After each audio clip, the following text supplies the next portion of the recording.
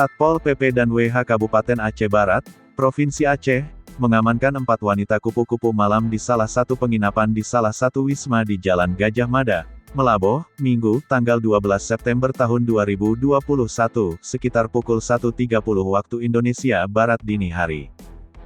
4 orang wanita tersebut ditangkap dalam satu tempat penginapan di dalam kamar yang berbeda.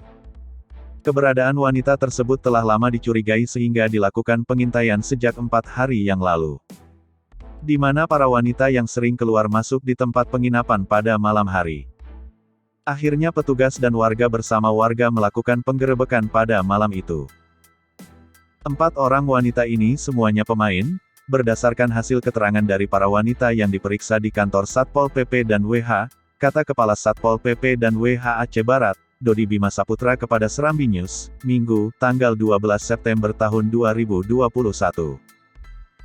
Sementara 4 orang wanita yang diamankan ke kantor Satpol PP dan WH tersebut masing-masing YM, 23, dan ANG, 24 tercatat warga Johan Pahlawan, Aceh Barat. Berikutnya JN 30, warga Kecamatan Johan Pahlawan, Mer 25, warga Taduraya, Kabupaten Nagan Raya dan AN, 24 warga Johan Pahlawan, Aceh Barat.